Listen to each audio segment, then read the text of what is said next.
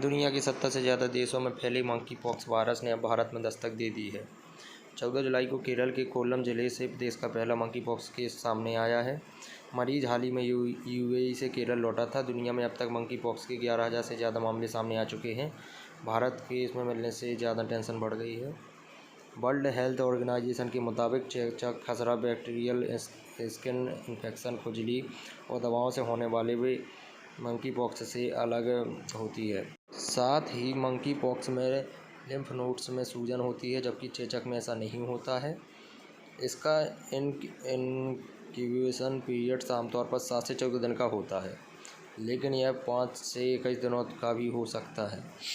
भारत में यह अभी तक का पहला केस है जो मंकी पॉक्स के रूप में पाया गया है।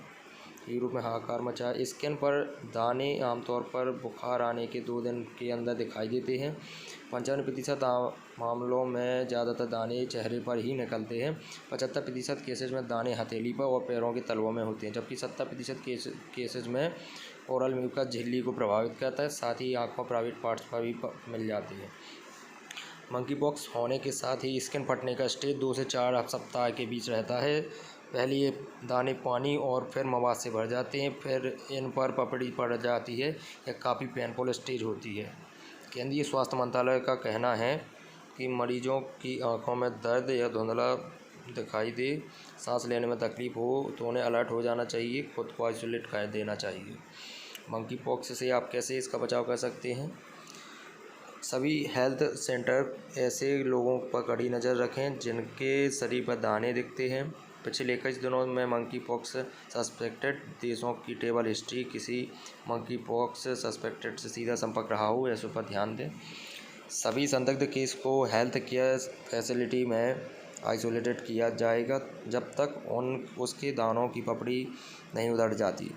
मंकी पॉक्स संदिग्ध मरीजों के फ्लूइड या खून का सैंपल एनआईवी पुणे में टेस्ट के लिए भेजा जाएगा।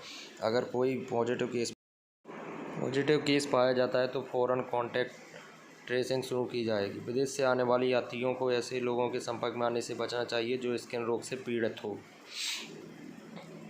यात्रियों को चूहे, गिलहरी, बंदर सहित जीवित अथवा मृत जंगली जानवरों के संपर्क में नहीं आना चाहिए। अफ्रीकी जंगली जीवों से बनाए गए उत्पादों जैसे क्रीम, लोशन, पाउडर का इस्तेमाल करने से बचें। शिकार से प्राप्त मांस को ना खाएं और ना ही बनाएं। मंकी पॉक्स से इम्यून वैक्सीन मौजूद है। अमेरिका की national health agency centre for disease control prevention यानी सीडीसी ने अपनी वेबसाइट पर बताया कि मंकी पॉक्स के संक्रमण के लिए अभी कोई इलाज उपलब्ध नहीं है, लेकिन दवा के साथ इसे रोका जा सकता है। मार्केट में पहले से ही ऐसी कई दवाएं मौजूद हैं जो मंकी पॉक्स के इलाज के रूप में इस्तेमाल के लिए अप्रूव्ड हैं और बीमारी के खिलाफ प्रभावी रहीं, जैसे सिडोफोविर, ST246 और वैक्सीनिया एम्सिनोवुलिन का इस्तेमाल मंकी पॉक्स के संक्रमण में किया जाता है। मंकी पॉक्स की रोकथाम उपचार के लिए जेनोस एसटीएम वैक्सीन की भी उपलब्ध है, जिसे आप इमवाम्यून या एम्बेनेक्स के नाम से भी जाना जाता है। इस वैक्सीन को डेनिश दवा कंपनी बवेरियन नॉर्डिक बनाती है। अफ्रीका में इसके इस्तेमाल के लिए पिछले आंकड़े बताते हैं कि मंकी पॉक्स को रोकने में 85% प्रभावी है।